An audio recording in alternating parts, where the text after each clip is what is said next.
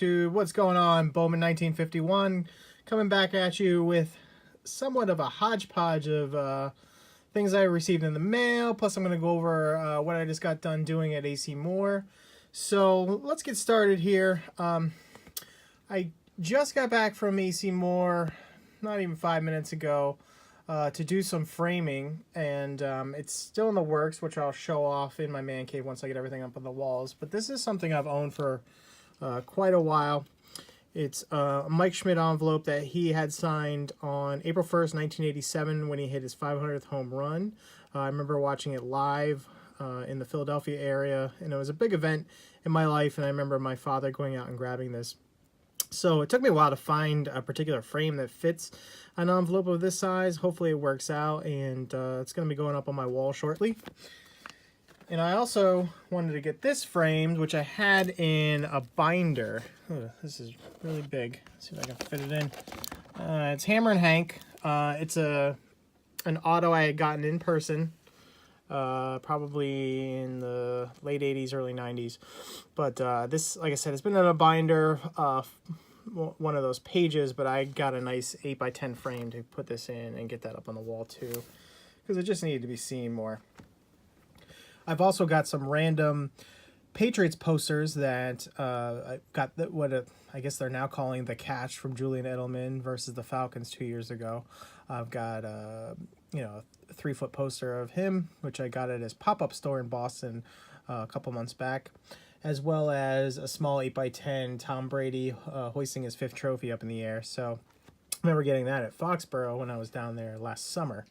So yeah, walls are getting filled with more sports memorabilia. Really excited about that. And finally, from AC Moore, it was the main thing I went there to do, and that was to get a matted frame for my 4 packs I had opened on my 40th birthday from 1978. So I'll put a link in the description below to that video when I open the packs, but I opened them from basketball, football, baseball, and hockey, and I just set that all up to get it, like I said, matted, and I've got a little engraving going on the bottom of the date I did that, and that's going to go up on my wall.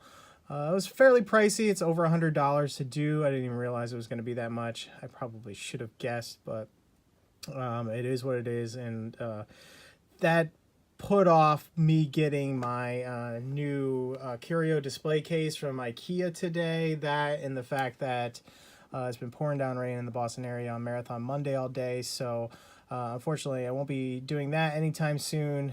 Maybe in the next couple weeks we'll get some PSA cards on display in my man cave and continue to just build this out and make it all sportsy.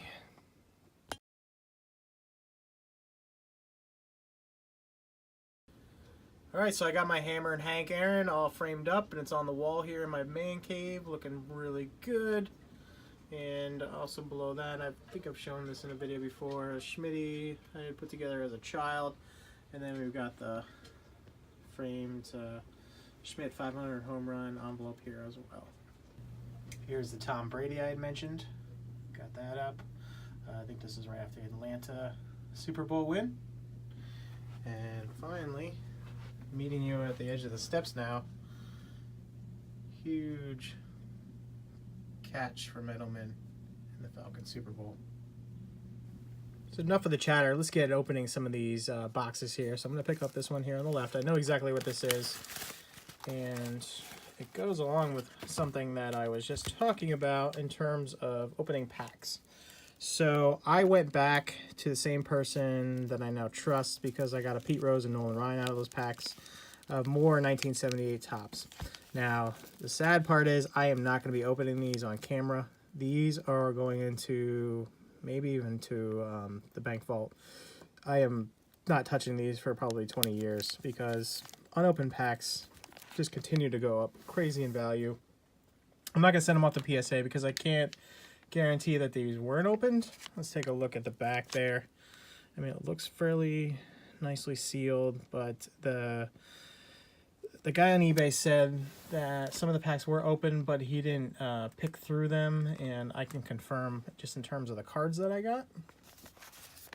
So now we're moving on to a little white envelope here. Usually I hate getting cards like this, but these were completely free. From Portland Card Company out of Kaiser, Oregon. I commented on one of his videos that I had found and said, oh, just send me your like and comment on my video and then send me your address through email and we'll send off some cards to you. So this is what he sent me in the mail. And I'm going to put a link to his page in the description below just as a thank you. This is amazing. He had just opened up some Heritage and sent me over an Altuve.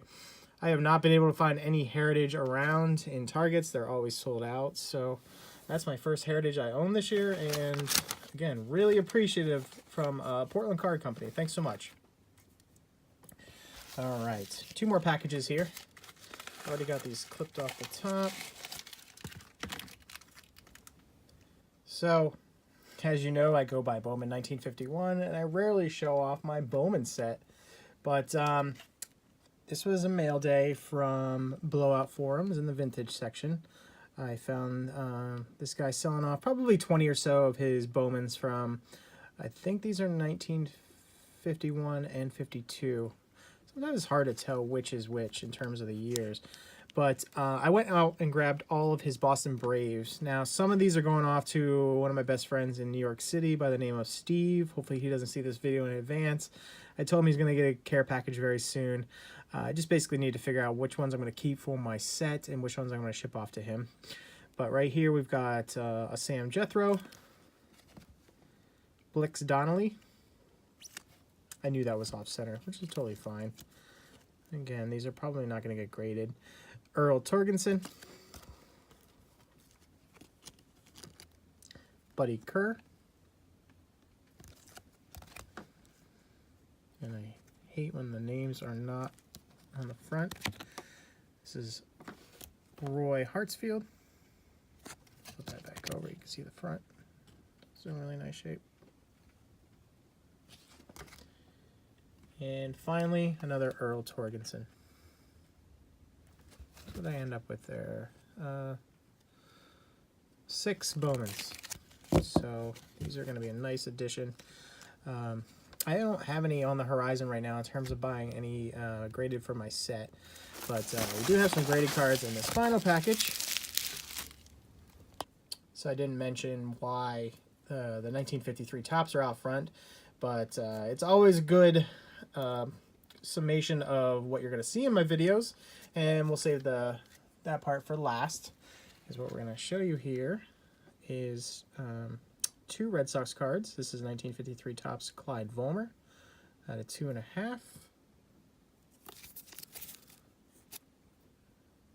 These are my first ever 53s that I got graded, and these came from a Facebook group. Faith Thornberry at 3. Very nice centering on these. I was impressed. Who cares about the corners when you get centering like this? And we'll take a look at the back. There's the soft corners you can see.